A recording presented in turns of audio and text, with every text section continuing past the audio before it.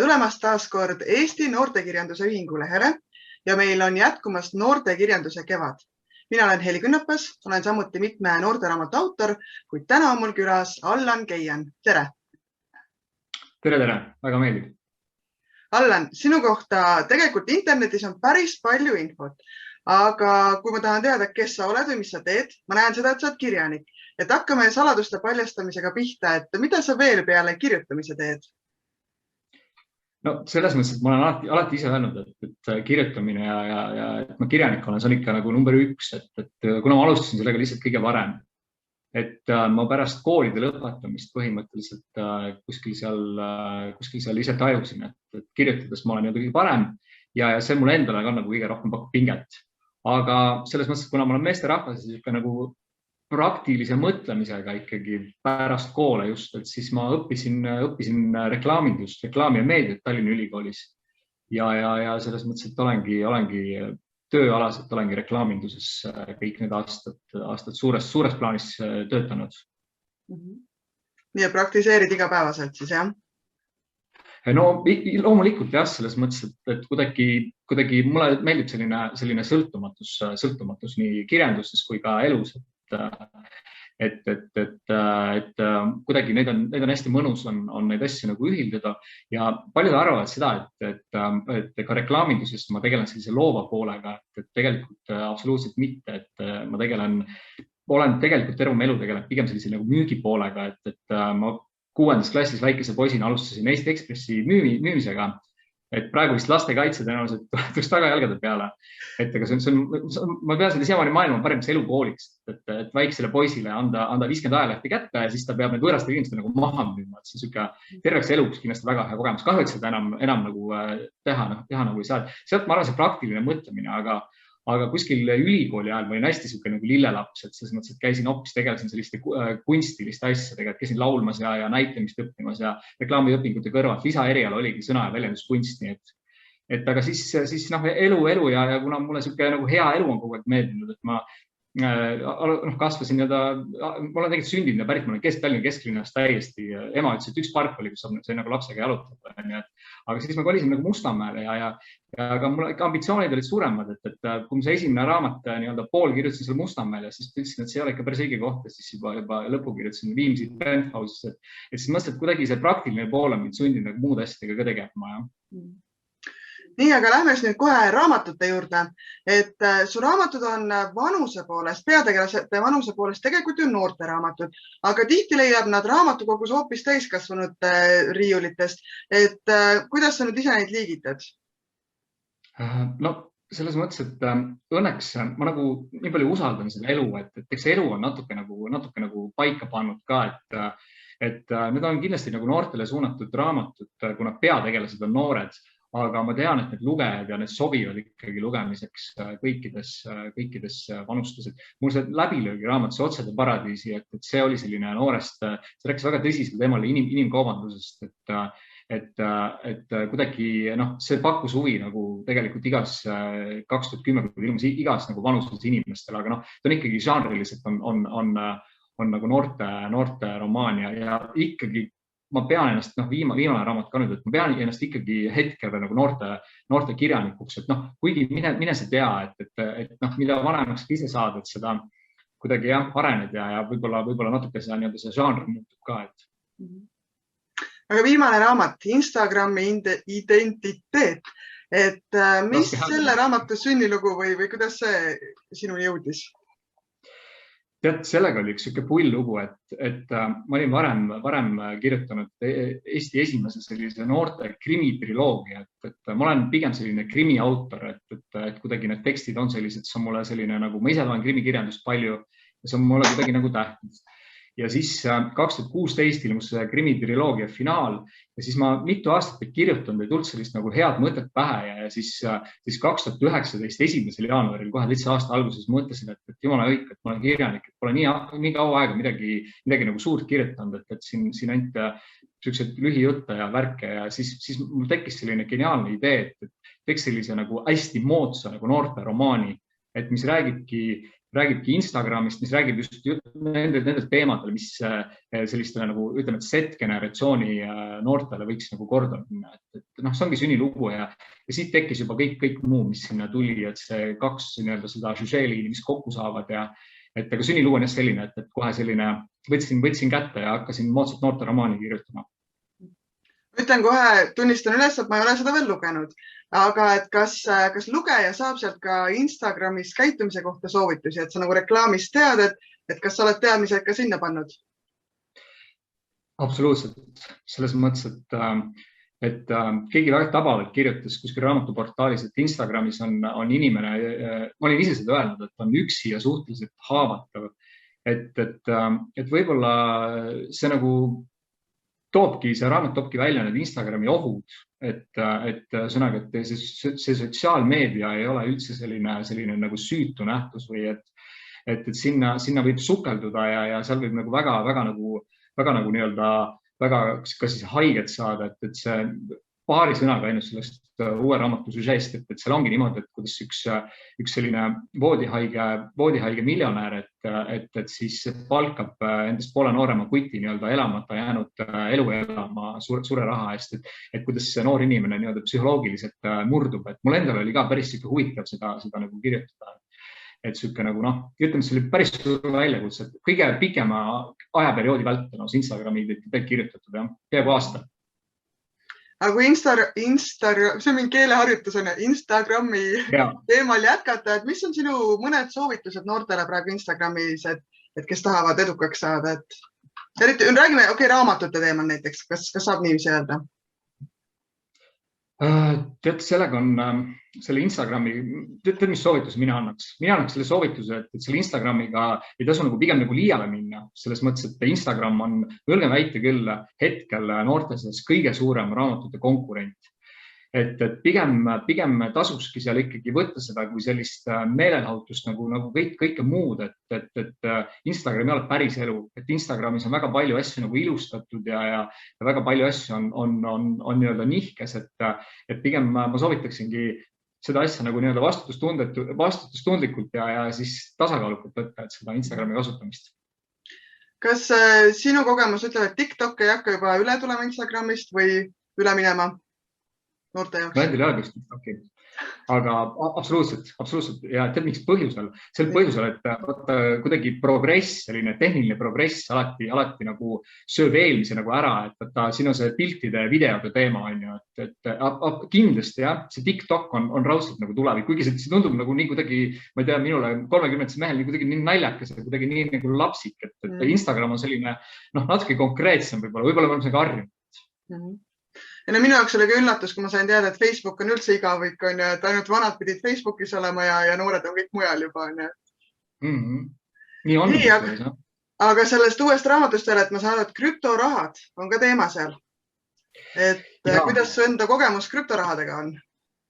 Tead, ma kõigepealt räägin võib-olla sellest, miks ma üldse krüptoraha sinna tõin, et oleks selline läbilõhki tehniline. Et ma kirjeldasin 2017. aastal aset leidnud sellist krüptoraha buumi esimest korda, kui krüptorahade kuningas nagu nii-öelda Bitcoin sai maailma kuulsaks ja siis kogu see manipulatsioon ja kogu see voodihaige siis tegelaskuju, et tema siis rikastuski tänu sellele krüptorahale, et ta tegeles selle kaevandamisega, et see on siis selline väga kõrgtehnoloogiline tegevus on ju, et siis ta nagu sellega rikastus, et just seda nagu veel anda seda tehnoloogia sellist nagu maiku sellele raamatule, et kui palju saab selle internetis tõepoolest elada, et see saab isegi nagu meeletud summasid nagu kokku ajada, on ju, et endal, kuidas ma nagu ütlen, et kirjanikuna selles mõttes, et õnneks ma olen juba piisavalt nagu kogenud, et mind ei ole vaja nagu selles mõttes nagu seostada nende teemadega, mis ma nagu kirjutan, et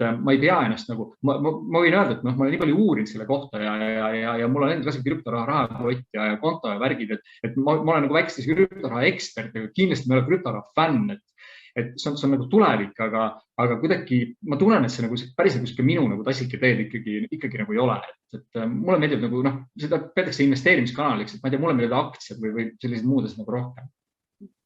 aga ma raha teemal ikkagi rahule ei jätaks veel, et su mitte esimesed, aga see krimisari on, et seal on ka sellised väga intrigeerivad rahaga seotud pealkirjad, et millised on sinu rahanõuanded noortele, et tahad sa äkki mõnda neist jagada?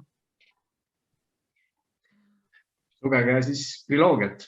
Okei, tegelikult see oli nali. Selles mõttes, et need nimed, kuidas rikkaks saada, jääda ja kuidas rikkaks surra, need tulid natuke nagu sellised provotseerivad, et krimiromaani pealkirjad peavad olema, et see tuli nagu seal, kusjuures see krimi esimene raamat, krimitriloogia esimene raamat, see oli üldse planeeritud romaanina, et see oli planeeritud selline, mõtlesime 2 romaani kirjutanud, et võiks nagu midagi muud teha, et kuidagi natuke muu nurga alt, et siis ma mõtlesin, et sellise nagu investeerimise, sellise nagu õpiku teha ja siis ma ütlesin kaasautorit on ka nagu vaja, pöördusin ühe eksperdi poole ja ta ütles, et on siuke rohkem üksi nokitseja ja siis ei võtnud nagu vedu nii-öelda. Ja siis ma hakkasin nagu kirjutama ja siis tuli välja, et ikkagi ma olen ikka piisavalt romaanikirjanik, et ega see peale romaani nagu mitte nagu midagi ei tule ja mul on nagu nii hea meel, et ühesõnaga, et nüüd ongi, et hea romaan on palju ägedam, palju kihvtim ja kui sellised kesktaseme investeerimisõpikud. Aga mis ma nagu noortele ütleks seda, et mõelge oma tulevikule ikkagi, et ärge, seda on lihtne öelda, 30-ndates mehed nagu, ma ei tea, 16-aastasele, et ärge elage päev korraga, et kuidagi unistused võib-olla teoks saada, et siis tasub juba, ma arvan, et sellises suhteliselt noores nagu heas hakata nagu ka tuleviku peale ka nagu rahaküsimustes mõtlema, et praegu on meeletut võimalusi, ühesõnaga, nii-öelda ka investeerimiseks või kuidagi selle, laiemalt selle teema nii-öelda siis uurimiseks. Sa natuke nüüd ise mainisid seda, et sa vist oled läbi käinud selle, et sind on püütud raamatutega samastada, nagu minagi küsin ju küsimusi raamatutest tulenevalt. Et kui palju sul muidu tegelikult kogemust on, et inimesed püüavad sind toppida sinu raamatutesse ja kas nad leiavad sind tegelikult sinu raamatutest? See on väga hea küsimus. See on tõesti hea küsimus. Seda muidugi palju küsitud ka. Et on küll, jah. Selles mõttes, et ma tegin niisuguse nagu lükke, et kuulasin ka natukene siin eksperte nii-öelda, et ma olin nii-öelda nii siuke ülbe, et ma 3., 4., 5. raamatul siis ise mängisin seda tegelaskuju, sest nagu teatavasti kirjanik ise kõige parem raamatu nagu nii-öelda müügiinimene siis on ja müügimees või müüginaine on ja siis loomulikult tegelikult ma olin sellega natuke arvestanud, seostamine. Et aga see oli pigem nagu just, et kuna raamatud on sellised isiklikud, et pigem võib-olla, et ollagi ise selle raamatu nagu taga rohkem seista. Aga ma ütlen päris ausalt, et ma olen seda varem ka öelnud, et peale sellise sihikindluse, sellise nagu iseloomujoone, et see muu nagu sarnasust ei ole, et ma üritan ikka need romaanid, kuna ma olen romaanikirjanik, üritan, et need tegelaskujud oleksid sellised romaanilikud, et kui nüüd selle triloogia juurde tulla, siis see Kuit näiteks ju ülikooli läinud, et selline ilmavaade oli selline, ütleme, et selline väga selline ambitsioonikas ja siis selles mõttes, et natuke selline üle laipade on ju ja see teise osa lõpp on eriti, kuidas ühe noore tüdruku seal nii-öelda, ma ütleks, see ära põrgutab või siis ühesõnaga, et tema elu ka nii-öelda ära rikub, on ju, et ma ise absoluutselt selline ei ole, et kirjanikud on ikkagi pigem sellised leebemad ja humaansemad, aga kuidagi ma eeldan, et see raamatute puhul ikkagi toimib ja selle triloogia puhul toimis ka, aga üks-ühele, jumala eest, ärge nagu paralleele tõmmake, et see on nagu näitlejategi, et Instagrami identiteedi kaanel on ka selline professionaalne näitlejatudeng ja modell, et nad ikka kehastavad kõik karaktereid, et see on nagu film, ja mida rohkem inimene on raamatuid lugenud, ma arvan, et seda rohkem ta nagu mõistab, et võib-olla, et see ongi selline väikest lihtsalt trikk nii-öelda. Aga kuidas sa ise tunned, et kas see, et sinu raamatutega seostatakse, et sa natuke oled nagu andnud selleks põhjust ka, et kas see pigem on tulnud kasuks raamatu müügile ja levikule või siis hoopis töötab vastupidi? Ja ma ise olen andnud põhjust, nagu sa väga tabavalt ütlesid ja ma väga loodan, et on tulnud kasuks ja selles mõttes, et üks selline minuvanune kutt või mees siis, et üks muusikaprodutsent on ja ütles, et kuule Allan, et ma lugesin seda, et lugesin triloogia, mehed löövad nagu vähem, ta lugesin triloogia, ütles, et kuule, see on nii nagu hoogsas tempos, et see on nagu sinu elu ju, ütlesin, kuule, et me nagu ei teagi eriti, tead mu sõber, et siuke tuttav on ja siis me ei teagi nagu eriti, et mu elu on tegelikult hoopis nagu teistsugune, üldse ei ole nagu nii nagu põnev on ju, et ma loodan, et on kasuks tulnud küll, et ma olen vähemalt pingutanud selle nimel, et on kasuks tulnud. Eks me näe nii edasi veel. Aga veel hästi põnev küsimus kõigile, kes on vähegi raamatuid kirjutanud. Sa oled puudutanud ka ingliskeelset raamatuturgu. Kuidas sul seal läheb? No ma arvan see, et üks selline eestikeelne noorte romaan on üldse inglise keelde tõlgitud. Ma arvan, see on väga märgilise tähtsusega. See, et see mu debüütraamat, see kindlasti vihjad sellele Otsade paradiisi ingliskeelsele tõlkele. Et seda saab osta iTunesist ja Amazonist. Et ma arvan, et see on nagu märgilise tähtsusega. Loomulikult ma ei ole seal jõudnud mingitesse toppidesse ja seda faili, see on e-raamat on ilmud seal, et seda ei ole alla laetud seal sadu tuhandeid. See on nagu ilmselge, aga ma arvan, see on märgilise tähtsusega ja juba, et see teema käsitlus on inimkaubandus et kuidagi, et see nagu kuidagi maailmas on nagu huvi äratanud ja kuidagi maailmas on seda üldsegi loetud ja ikkagi päris palju nagu alla laetud ja sellest nagu raha makstud, et ma arvan, et see faktina on juba väga-väga oluline, sest mul ei ole ju taga üldjuhul sellised teosed raamatud saavad maailma kuulsaks, kus on selline New York Timesi selline kirjastus taga või selline väga-väga suur ja lugupeetud kirjastus taga, et mul ju seda ei ole, et see on kindlasti üks nagu põhjus on ju, aga muidu ma arvan, et on ikka nagu, ma olen väga õnnelik olema, see on inglise tõlgitud. Aga ma saan aru, et sa oled selle ise korraldanud, et sa ei ole ühegi suure kirjastusega koostööd teinud, et mis sul plaanid on tulevikus just ingliskeelsel turul, et on plaan kellegi suurema koostööd teha? Muidugi tahaks, absoluutselt. See tõlkimine oli paras selline katsumus, ma mäletan, et ma kirjutasin samal ajal, kui see tõlkimine oli, ma kirjutasin samal ajal järgi seda teist osa. Eestis läks Otsade paradiisiga väga hästi, et see oli paras sükene ameeriklastega igapäevane suhtlus on ajavahe ja selles mõttes, et see oli selline väga-väga huvitav. See triloogia, et vaata see triloogia on selline väga Eesti-keskne, seda ma kindlasti nagu ei tõlgiks, et see on selline Eesti noorte selline, just selline minu generatsiooni, et ma olin 20-ndis, kui ma selle kirjutasin, aga see Instagrami identiteet, vaata oma kandva idee poolest on ju, et voodihaige siis palkab nagu selle noore kuiti nagu enda elu elama raha eest ja kõik ja kogu see, et ma tunnen, et see nagu lendaks ka kuidagi, et see on selline, millest ei ole varem nagu kirjutatud, et see on nagu siis selgelt nagu minust noorematele, et eks siis generatsioonide loetakse niimoodi, et see Z algab kuskil seal sündinud 1996 on ju, et nemad ongi Instagramiga üles kasvanud on ju, ja see ma arvan, et see oleks selline, mis võiks nagu maailmas ka nagu kuidagi nagu huvi pakkuda, et see Eestis alles nüüd tuli välja siin mõned kuud tagasi, et vaatame, kuidas siin läheb ja siis saab selle peale ka otsustada. Nii et tegelikult sul on plaanid ikkagi suuremad juba on, jah, vaikselt? Plaanid võivad olema, siis mõtlesin, et muidu hakkab igav, et... Aga välismaale lähme ka otsaga, et sinu tegelased jõuavad ka otsapidi välismaale, mitmedki neist, et kui palju on sinu enda välismaa külastamiskogemust ja kas sa tunned, et selleks, et kirjutada tegelane välismaale, pead sa olema seal kohas kas pikemalt olnud või elanud, et räägi välismaast? Tead, ma juba vastan kõikidele küsimustele, jah, muidugi, absoluutselt. Ses mõttes, et ma õudselt tahan, et mu raamatud on võimalikult rahvusvahelised. Ma ise reisin igal võimalusel, eriti nüüd, mida aastast edasi, mul on selleks rohkem võimalusi. Ma meeletult palju reisisin just selle Instagrami identiteedi kirjutamise eel, kui ma raamatut kirjutanud 2016, 17, 18, kui veel sai reisida. 2019 viimane reis oli ka jaanuarikuus, et nüüd ma solidaarselt, ma mõtlen, kuna kõik siin keegi ei reisi, et ma mõtlen ka, et ma ei pinguta, aga kirjanik peab reisima selles mõttes, et ja kuna ikkagi need tegevuspaigad Instagrami identiteedis on ju ka New York, Ateena, siis Küprose saar, et sellised, ütleme, et mulle meeldib sellised rahvusvahelised karakterid, et seal on selline noor tüdruk Sankt-Peterburist on seal, kes seal ka erineb, ühesõnaga seal peategelasega kokku nagu satub, ja siin on ka teine põhjus, siin on ka just see, et selline välismeedia siis tuleb noore inimese telefoni, Instagrami igapäevaselt sisse, et Eesti noorsokirjandus, et Eesti kirjanduskonkurentsis püsiks, me peame lihtsalt seda tegema. Selles mõttes, et ei ole mitte midagi teha, et ma arvan, et see on selline, noored on harjunud juba olema sellised rahvusvahelised ja ka mitte noored, ka tegelikult suhteliselt kõik inimesed. Internet on selleks andnud piisava sellise nagu piisava võimaluse ja kui nüüd aeg natuke helgemaks läheb, kui ma selle vaktsiinisüsti saan nagu kätte, siis ma hakkan kindlasti rohkem reisima veel.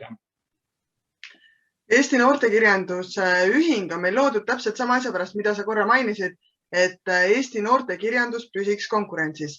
Et nüüd ma küsin sinu hinnangut Eesti noortekirjandusele, et kui palju sa ise oled sellega tutvunud, palju sa ennast kursis hoiad ja mis sa arvad sellest praegusest seisust? Kõigepealt ma ütleks nagu suur aitäh teie tuumikkollektiivile, et te sihukese asja aasta alguses tegite. Ma loen seda Postimehe raamatuportaali, kus uudis tuli, mõtlesin, see on nagu nii kihvt idee, et seda oleks nagu varem ära tegema. Jumal tänatud nüüd lõpuks. Okei. Ja ma üritan hoida nii palju kui võimalik. Selles mõttes, et ma olen üritanud ikkagi valdava enamuse nendest ka raamatutest kas siis läbi lugeda või vähemalt. Ma ütlen seda ka veel, et ma ei ole ulmekirjanduse fänn, sest mõttes, et ma olen just see, kellele ulmekirjandus ei meeldi, ei paku pinget. Mulle Harry Potter ei meeldinud. Ma tõesti julgelt võin välja öelda ja igasugune ulme mulle absoluutselt peale ei lähe. Et eredamad näited, mina olin siin Sass Senna, et mis sama vanad täpselt. Siis 0 punktiga, mida paljud ka kiidavad, ma ütleks nii ja naa, selles mõttes, et kuidagi selline magus ja nagu teistsugune. Et Eesti noortekirjandus õnneks ilmub palju ja on nagu tublid autorid, et kuidagi siin on sellised nagu päris sellised nagu väga huvitavaid kuidagi nagu, mille peale üks raamat oli Kasuisa, ma tean, et ka selline väga noore autori poolt nagu kirjutatud ja kuidagi ma arvan, et on praegu väga heas seisus ikkagi, ma julgen öelda. Väga tore. Ja seda on julgustav kuulda sellist arvamust. Aga mis nüüd veel sinu tulevik? Mis sinu enda panus tulevikus veel noortekirjandusse saab olema? Või üldse kirjandusse? Mis su tulevikuplaanid on? Sellega on nagu niimoodi, et muidugi ma tahan jätkata, sest mõtlesin kirjutamisega, et praegu ongi sihuke asi, et 2019 kuskil lõpetasin selle Instagrami identiteedi, siis ta ilmus jälle pullilt, ilmus eelmisel nagu kevadel, ja siis ta nagu Instagramis ilmus ja siis sügisel ilmus nagu päriselt. Et ma teile Instagrammeritele jagasin neid siin üle ligi 100 tükki vist meelega andsin sihuke käest kätte, et Instagramis kõik teaksid seda raamatut. Et ma mõtlen nagu tunnetuse järgi, et sellised noored loevad järjest vähem. Õudselt nagu, sellepärast ühingut oli noortekirjanduse sellist community't oli ka võib-olla vaja, et sellele nagu tähelepanu juhtida. Et vaatame, kuidas sellele Instagrami identiteedil läheb. Et kas siis on mõtet nagu sellele järg kirjutada ja vaata, sa küsisid, et kas noortekirjandusega jätkata, et see on selline paras nagu dilemma, et see on kuidagi nagu tunnetuse küsimus, et kas see järgmine nagu raamat, kas ta on nagu selline nagu 100% selline noortekas või ei ole, et ma nagu pingutama spetsiaalselt selle nimel ei hakka. Aga kui see nagu järg tuleb, siis see järg ei ole kindlasti Instagrami identiteet 2 ega ma üritan mingi siukse kardinaalse nagu pöörduda, tõesti on sõnas mõttes nagu kardinaalse, et oleks selline kandev idee, oleks nagu teine, aga kuidagi see storyboard nagu, kuidagi nagu reedaks, et see kuidagi sealt hakkas või see tegelaskuju või peategelane jääks nagu samaks, et ma kirjutamisega kindlasti jätkan, aga kas see nüüd ilmtingimata just on nagu täpselt samale sellele verinoorele sihtgrupile seatud, et seda ma nagu ei oska nagu öelda, et natuke tuleb nagu elu tunnetada ja ennast ka tunnetada, et kuhu see nagu minna nagu võiksem. Kas Instagramist pööre oleks siis TikToki äkki või? Ja ei, mitte seda. Kusjuures mul ei ole enda TikToki, ma olen näinud küll neid, aga ma ei oska seda isegi, ma ei tea, see tundub kuidagi nii selline, ma ei tea, mingi nagu Jaapani mingisugune anima-koomika, et ma ei tea, võib-olla ma oleks jääma, aga kuidagi pigem ma mõtlen just, et mingi selline uus, vaata nagu selles Instagrami identiteedis oli kandev, oli see Instagrami kutt, kes sai ka ootamatult selle ülipopulaarseks, ja siis see krüptorahaga miljonäriks saanud voodihaiga, et need kaks nagu kokku panna, mis on mõlemad sellised väga niši karakterid, et kuidagi hoopis midagi, võib-olla 2 sellist uut sellist teemat nagu fookusesse võtta ja siis sinna see romaanikangelane või romaanikangelased kuidagi nagu tegutsema panna. et kuidagi, ma ei tea, mulle endale pakuks nagu see pinget või ma arvan, et kuidagi nagu siit peaks edasi minema ja sellepärast ongi nagu väga raske öelda, et kas kindlasti nagu noortekas on, või nagu mitte, et mu suurimad trumbid kindlasti seda ma tean, on selline hästi kiired süžeeliinid ja kogu aeg oleks põnev, et sest filmid on ka ju tegelikult romaanide väga suured konkurendid. Mul on ka praegu sinuga väga põnev ja me võiks tundide kaupa rääkida, aga me tõmbame siiski täna otsad kokku. Äkki mõni teinekord jätkame, mõnel muul teemal veel. Aga lõpetuseks palun räägi, kes nüüd tahab sinu raamatu kohta või sinu kohta rohkem teada, mis on need kohad, kuhu siis tulla sind otsima? Virtuaalselt ilmselt praegu.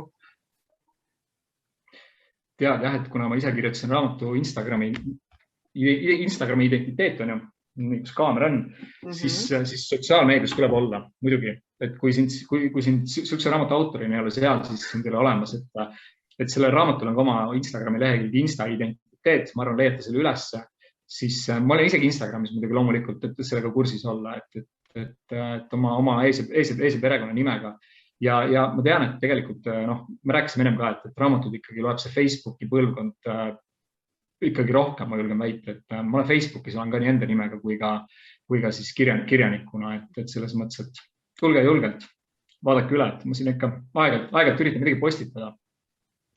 Üks asi veel, kõige tähtsam veel, et Instagrami identiteedil on raamatul oma kodulehekülg ii.allan.ee, seal on muuseas ka need peatükid vist isegi katkendid, 5 erinevat katkendit ja eessõna, et sirvige, vaadake seal videosi ka ja selline täitsa professionaalne ja ütleme, et selline mahukas kodulehekülg. Nii, Allan Keien, suur tänu selle intervjuu eest. Minul oli küll väga põnev ja kas poodi või raamatu kokku, et kuhu nüüd suund viib, aga tõesti aitäh ja kohtumisteni järgmistel kordadel. Suur aitäh!